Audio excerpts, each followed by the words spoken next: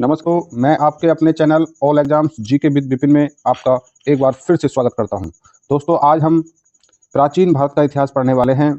दोस्तों, ये क्लास शुरू से और शुरू से एंड तक जरूर देखना, क्योंकि ये आज प्राचीन भारत की प्रथम क्लास है।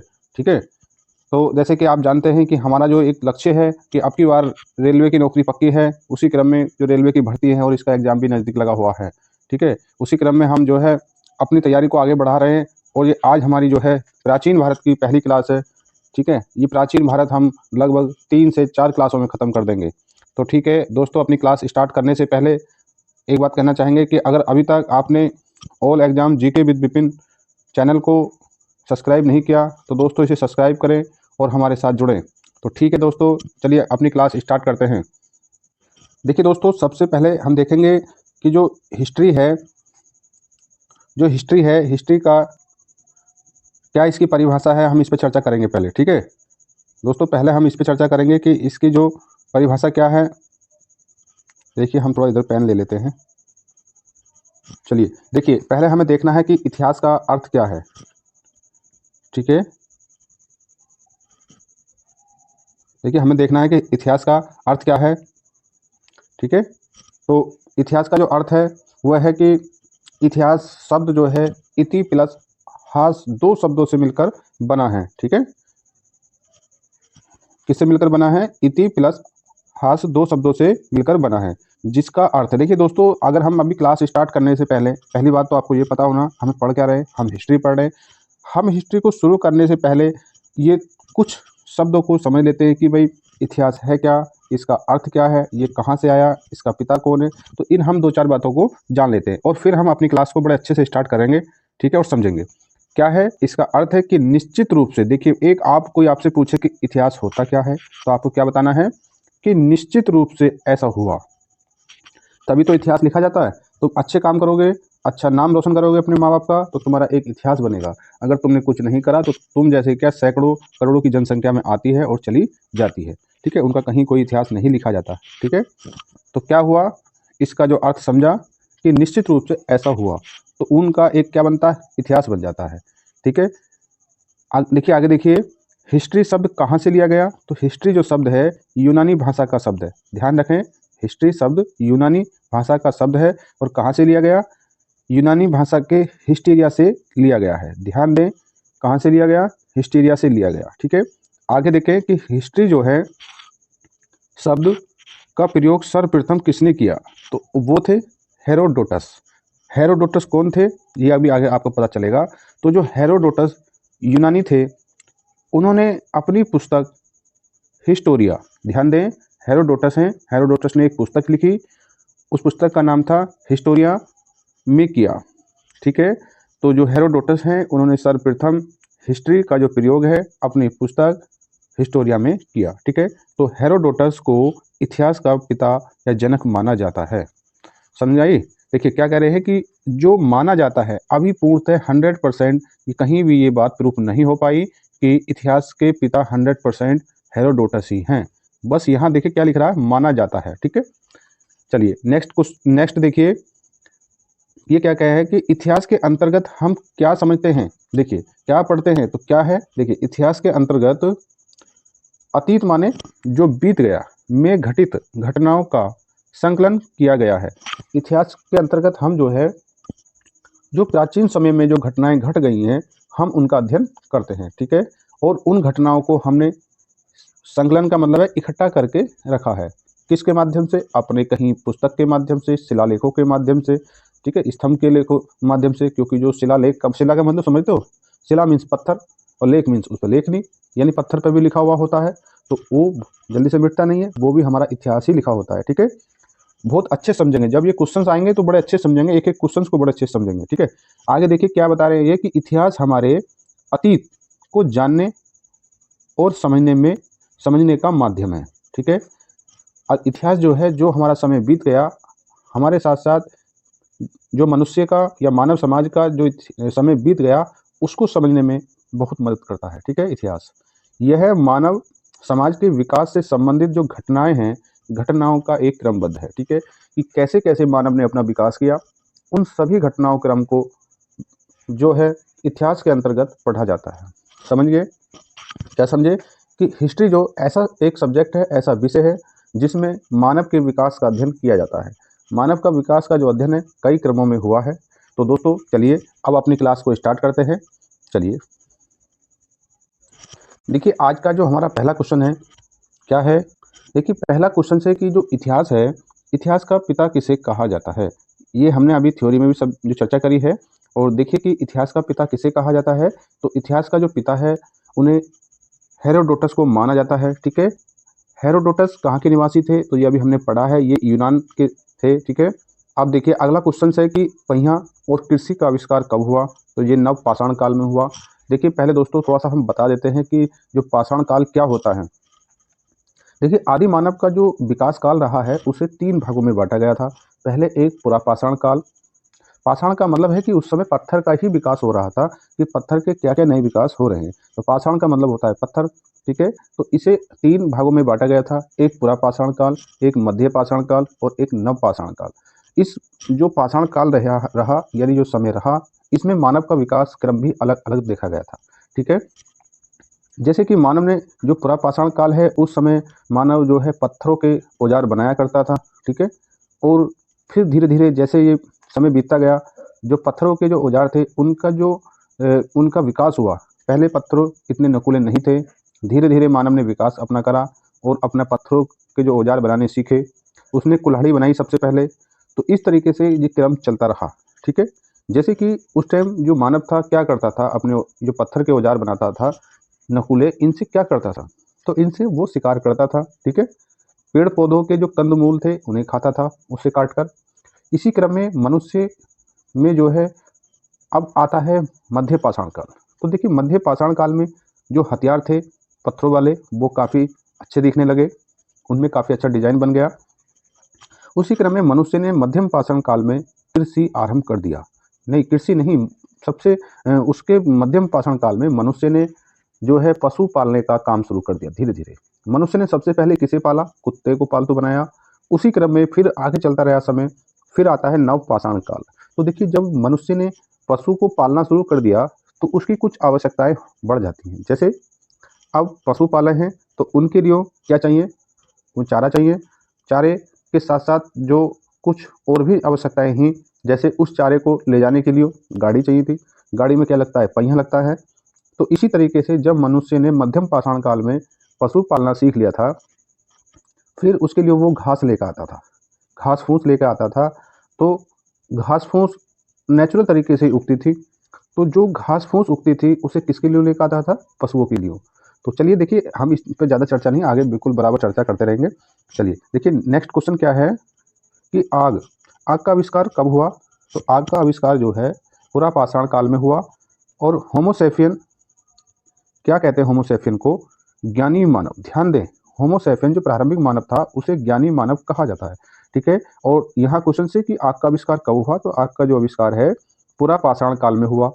अच्छा ये आग का आविष्कार हुआ कैसे था, जब आदि मानव सॉरी आदि मानव जब एक पत्थर से दूसरे पत्थर पर चोट करता था तो वहाँ एक चिंगारी उत्पन्न होती थी।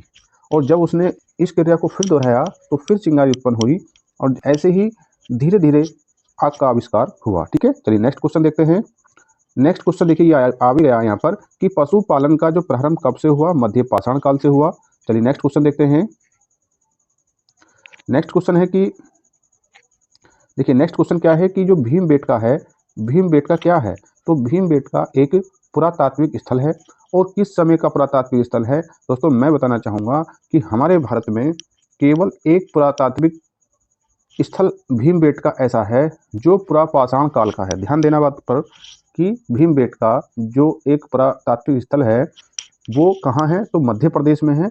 और ये एक ऐसा पुरातात्विक स्थल है जो पुरा पाषाण काल का है। ठीक है, चलिए नेक्स्ट क्वेश्चन देखिए कि भीमबेटका प्रसिद्ध है किसके लिए है, क्योंकि जो भीमबेटका है मध्य प्रदेश में है। पुरा पाषाण काल की जो एक सभ्यता का जो स्थल रहा है पुरातात्विक, तो ये गुफा शैल चित्रों हेतु प्रसिद्ध है। ठीक है, नेक्स्ट क्वेश्चन देखिए कि भीमबेटका कहाँ पर है, तो रायसेन जिला है, कहाँ पर, मध्य प्रदेश में, वहाँ पर ये है। ठीक है, अगला क्वेश्चन देखिए कि विश्व का सबसे प्राचीन अभिलेख कहाँ पर है।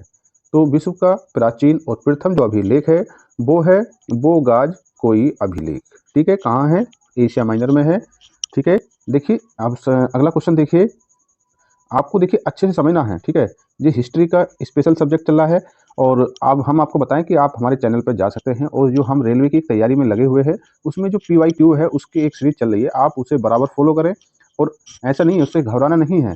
देखिए कभी क्या होता है कि बच्चे GS से इतने भागते हैं कि बच्चे GS से भागते हैं तो GS बच्चों का साथ छोड़ देती है। ठीक है, तो आपको ऐसा नहीं करना, आपको प्रैक्टिस करनी है बराबर, आपको घबराना नहीं है। जो PYQ है कि उसमें जाके देखो कि रेलवे कैसे क्वेश्चन को पूछता है। ठीक है, और देखिए जितने भी PYQ आप देखेंगे उसमें सब्जेक्ट से जितने भी क्वेश्चंस आएंगे उसके 80% क्वेश्चन हमारी क्लासेस में हैं और कुछ एडवांस क्वेश्चन भी हैं जिनकी भविष्य में आने की संभावना बनी हुई है। ठीक है, चलिए नेक्स्ट क्वेश्चन देखिए।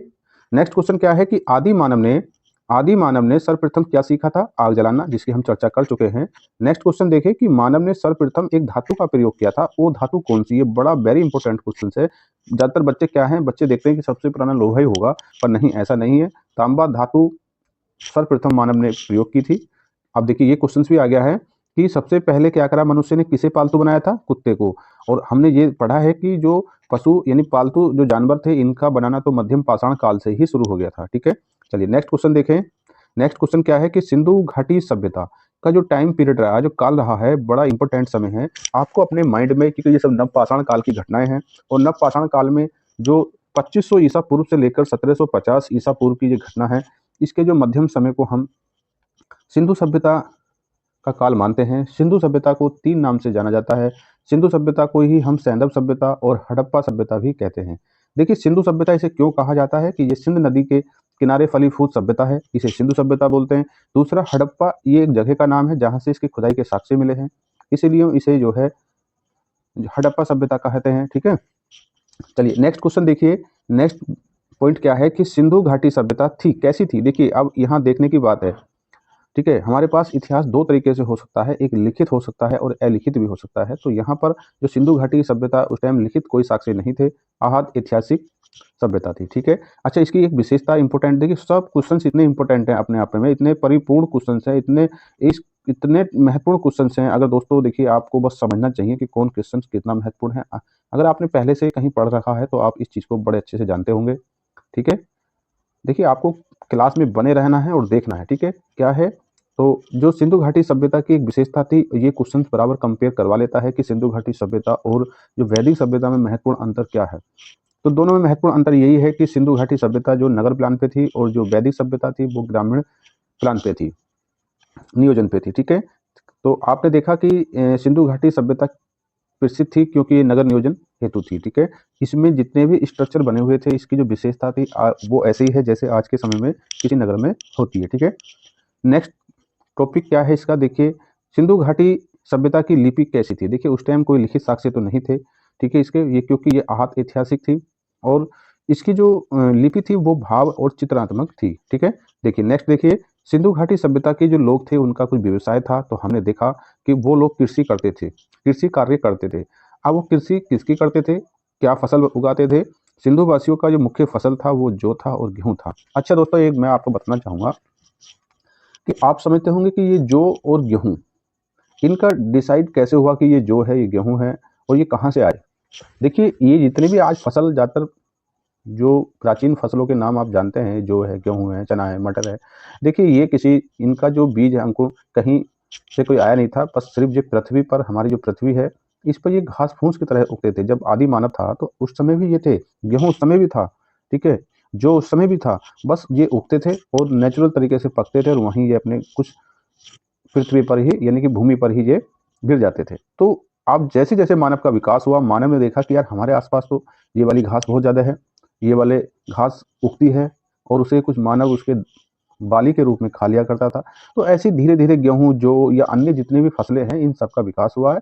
ये कहीं से आई नहीं है, ये पहले जो आदि मानव से लेकर जैसे मानव का विकास हुआ है, ये घास फूस के रूप में ही होती थी। ठीक है, चलिए नेक्स्ट देखिए।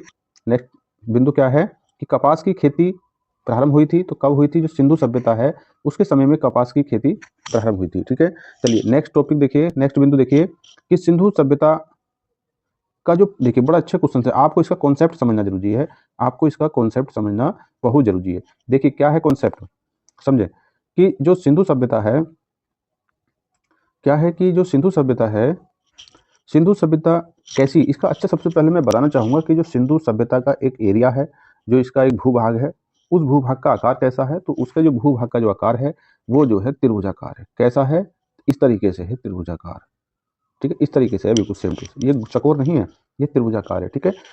अब हमें इसमें ये देखना है कि जो सिंधु सभ्यता का जो पूर्वी और पश्चिमी जो पूरा स्थल है, जो खुदाई के स्थल मिले हैं इस सभ्यता के पूर्व में, सबसे पूर्व में कौन है स्थल जो खुदाई के माध्यम से पता चला है, तो वो आलमगीर है। क्या है, आलमगीर, आलमगीरपुर। और ये कहाँ पर है, ये मेरठ में है, और ये मेरठ कहाँ पर है, उत्तर प्रदेश में। फिर एक बार समझ लो, यहाँ से क्वेश्चन उठाता है, कई बार उठाए हैं क्वेश्चन, कि जो सिंधु सभ्यता है इसका पूर्वी पूरा स्थल कौन सा है, तो आलमगीरपुर मेरठ में पड़ता है, और मेरठ में उत्तर प्रदेश में। अगला जो इसका जो है कि इसका जो पश्चिम है, ध्यान दें, पश्चिम इसका जो स्थल है वो उसका नाम क्या है, इसके चारों स्थल पूर्व पश्चिम उत्तर दक्षिण, यानी कि इनके चारों स्थल के नाम और स्थिति और इनकी कुछ विशेषताएं पूछता है, ठीक है। तो कौन सा है जो पश्चिमी स्थल, वो है सुतकांगेडोर। क्या है, सुतकांगेडोर। और ये कहाँ है, बलूचिस्तान में है, और बलूचिस्तान कहाँ पर है, पाकिस्तान में, ठीक है। अगला बिंदु देखिए कि सिंधु सभ्यता का उत्तर और दक्षिणी परास्थल कौन सा है। ध्यान दें, क्या ध्यान दिया था हमने सबसे पहले कि पूर्वी आलमगीरपुर मेरठ उत्तर प्रदेश, पश्चिमी सुतकांगेडोर बलूचिस्तान, उत्तरी क्या है कि जो उत्तर में है वो मांडा है, और मांडा कहाँ पर है, अखनूर में है, और अखनूर कहाँ पर है, जम्मू कश्मीर में। और जम्मू कश्मीर कहाँ है, भारत में। इस जम्मू कश्मीर को भारत में ही मानना, कोई बालक इसमें कंफ्यूजन ना अपने दिमाग में रखे, जम्मू और कश्मीर भारत का है और भारत का ही रहेगा, ठीक है। तो अब हमने देखा कि उत्तरी जो सिंधु घाटी सभ्यता का जो परास्थल है वो मांडा है, अखनूर जम्मू कश्मीर में है। और दक्षिण देखते हैं तो दक्षिण जो है दाइमाबाद है, और दाइमाबाद कहाँ पर है, महाराष्ट्र में है और अहमदनगर में है, ठीक है। एक बार फिर सुने कि जो इसका जो दक्षिण दैसे, देखिए दैसे दक्षिण और दैसे दाइमाबाद, इस तरीके से आपको देखिए कभी भी रट्टा नहीं मानना है, आपको एक दूसरे से रिलेट करना है। तो रिलेट क्या करना है, दक्षिण जो बिंदु है दैसे दाइमाबाद है, और दाइमाबाद कहाँ पर है, अहमदनगर में है, और अहमदनगर कहाँ है, महाराष्ट्र में, और महाराष्ट्र कहाँ है, भारत में। इस तरीके से एक अपने को रिलेट करके क्वेश्चन को याद करना है, रटना नहीं है, ठीक है। रटने का काम हमेशा कमजोर कर देगा आपको, क्योंकि जब परीक्षा में जाएंगे तो आप रटते रह जाएंगे, यार क्या था क्या था। तो एक रिलेट करना, जैसे कि मैंने बताया दाइमाबाद, दाइमाबाद कहाँ है, अहमदनगर में है, अहमदनगर कहाँ है, महाराष्ट्र में है, ठीक है। और महाराष्ट्र कहाँ है, भारत में है, ठीक है। देखिए नेक्स्ट जो इसका बिंदु देखिए वो क्या है कि जैसे कि अभी हम बता रहे थे कि 4 पुरा स्थल हमने पुरा स्थल देखे, उत्तर का देखा, दक्षिण का देखा, पूर्व का देखा और पश्चिम का देखा। उसी क्रम में जो पूर्व का है, क्या जो हड़प्पा सभ्यता का जो पुरा स्थल है पूर्वी, वो है आलमगीरपुर में। कहाँ पर है, आलमगीरपुर में। और ये कहाँ पर है, ये उत्तर प्रदेश में है, उत्तर प्रदेश के मेरठ डिस्ट्रिक्ट में है। अब ये स्थल जो है कहाँ पर है, तो हिडन एक नदी है, उस हिडन नदी पर ये है। अच्छा, आपने देखा, ज़्यादातर दोस्तों मैं बताना चाहूँगा, जितने भी ये पुरातात्विक स्थल मिले हैं ये कहीं ना कहीं किसी नदी के किनारे जरूर हैं। नदी के किनारे होने का इनकी काफ़ी लाभ थे, क्योंकि वहाँ इन्हें पानी की व्यवस्था होती थी, और भी इनके काफ़ी इसके फायदे हैं, क्योंकि वहाँ ये पशुपालन भी कर सकते थे, जिससे कि इन्हें अपने पशु को पानी, और वहाँ की जब मिट्टी नमी में रहती थी तो वहाँ घास फूस भी उग जाता था, जिससे इनके पशुओं का पालन पोषण अच्छे से होता था, ठीक है। तो काफ़ी इसके जो लाभ हैं और काफ़ी इसकी विशेषताएं हैं, जितने पुरा स्थल मिले हैं पुरातात्विक, तो ये कहीं ना कहीं नदी के किनारे जरूर मिले हैं, ठीक है। देखिए जैसे अभी हम यहाँ देख रहे हैं कि आलमगीरपुर कहाँ है, तो हिडन नदी पर है। अब ऐसे ही मांडा हमने देखा, तो ये कहाँ है, देखिए चिनाब नदी पर। कहीं ना कहीं एक दूसरे से जरूर इस तरीके से जुड़े हुए हैं नदियों से, ताकि उन्हें कोई दिक्कत ना हो सके, ठीक है। चलिए देखिए नेक्स्ट बिंदु क्या है कि सिंधु सभ्यता कैसी थी, तो नगरीय सभ्यता थी। ये इसकी बड़ी महत्वपूर्ण विशेषता है, किससे एक कंपेयर करती है, किससे, वैदिक सभ्यता से। जब आप वैदिक सभ्यता और इसमें एक डिफरेंस करेंगे, कोई आपसे डायरेक्टली पूछ लेता है कि वैदिक सभ्यता और सिंधु घाटी सभ्यता में एक डिफरेंस बताइए, एक ही पूछ ले, तो आप बता देना है कि जो सिंधु घाटी सभ्यता थी वो नगरीय सभ्यता थी, और जो वैदिक सभ्यता वो ग्रामीण सभ्यता थी, ठीक है। चलिए देखिए नेक्स्ट बिंदु क्या है कि सिंधु जो सभ्यता का विस्तार, देखिए हमने अभी पढ़ा था ना कि सिंधु सभ्यता का जो विस्तार, ये आकार था वो कैसा था, त्रिभुजाकार, ठीक है। अब देखिए नेक्स्ट क्या है कि सिंधु सभ्यता का जो प्रमुख बंदरगाह है वो कहाँ है, Lothal. Very very important question है, बहुत बार परीक्षाओं में पूछा जाता है, नॉर्मली ये क्वेश्चन पूछ ही लेता है परीक्षाओं में, ठीक है। लोथल कहाँ है, गुजरात में है। और अगला बिंदु है कि जो लोथल है वो किस नदी के, देखिए कोई ना कोई स्थल रहा और वो नदी के किनारे जरूर है। तो ये जो लोथल है वो किस नदी किनारे स्थित है, लोथल जो है भोगवा एक नदी है, भोगवा एक नदी है, उसके किनारे क्या है, लोथल बसा हुआ है। ठीक है, तो लोथल ये बंदरगाह भी रहा है। ठीक है, और ये बंदरगाह जो एक नदी के किनारे है, कौन सी नदी है, भोगवा नदी। ठीक है, अगला बिंदु देखिए कि भारत में जो हड़प्पा का बृहद स्थल है, ध्यान दें, हड़प्पा एक सभ्यता थी, उस सभ्यता का जो बृहद यानी बड़ा जो स्थल है वो राखी गढ़ी है। अब ये राखी गढ़ी है कहाँ, तो ध्यान देखिए। देखिए दोस्तों, मैं बताना चाहूँगा, ज़्यादातर जो प्राचीन जो हिस्ट्री है, यहाँ से जब क्वेश्चन उठता है तो ये पूछ लेता है कि इसका स्थल कहाँ है और किसके लिए प्रसिद्ध था। इन पे बहुत ज़्यादा क्वेश्चन उठाता है। तो क्या है कि जो भारत में हड़प्पा का जो बृहद माने सबसे जो बड़ा स्थल है, वो स्थल है राखी गढ़ी। अब ये राखी गढ़ी है कहाँ पर, तो देखिए राखी गढ़ी जो हिसार है, हरियाणा में डिस्ट्रिक्ट पड़ता है एक हिसार, कहाँ पर, हरियाणा में।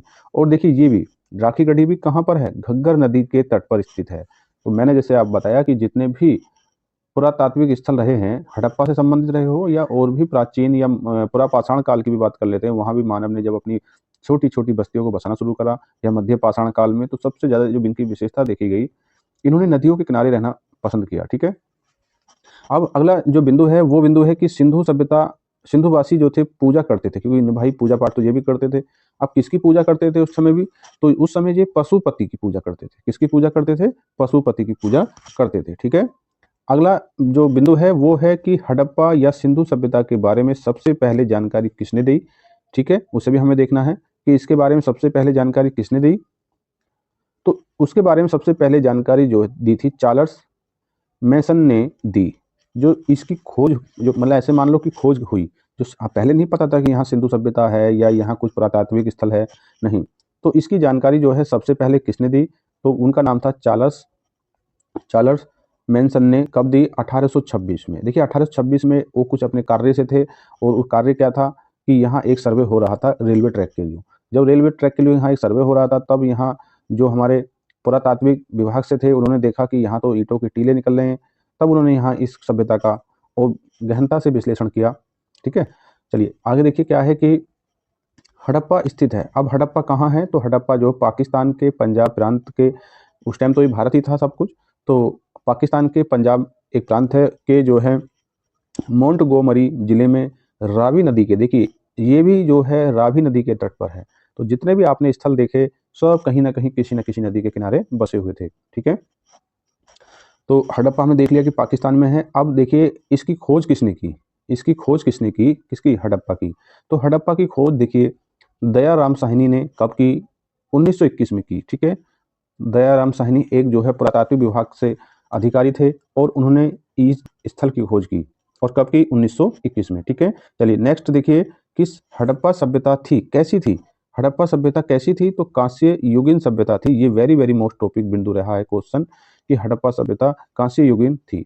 ठीक है, आपको ध्यान देना है। देखिए इसी वजह से हम आपको क्लास बहुत धीरे से स्लो से पढ़ा रहे हैं। यहाँ कोई फास्ट जी के जीएस का रिवीजन नहीं है, यहाँ सब्जेक्ट क्लास चल रही है। अगर आपको किसी भी टॉपिक के या किसी भी क्वेश्चन पर इसके डाउट है, तो आप कमेंट करके अपना जो समस्या का समाधान कर सकते हैं। ठीक है, आप देखिए कि जो हड़प्पा सभ्यता कैसी थी, कांस्य युगीन थी, क्योंकि उस टाइम तांबा ही यूज किया जाता था, ना कि उस टाइम लोहा। ठीक है, ये सिर्फ साक्ष्य बता रहे हैं, हमें कोई पता नहीं है कि उस टाइम लोहा था या नहीं था।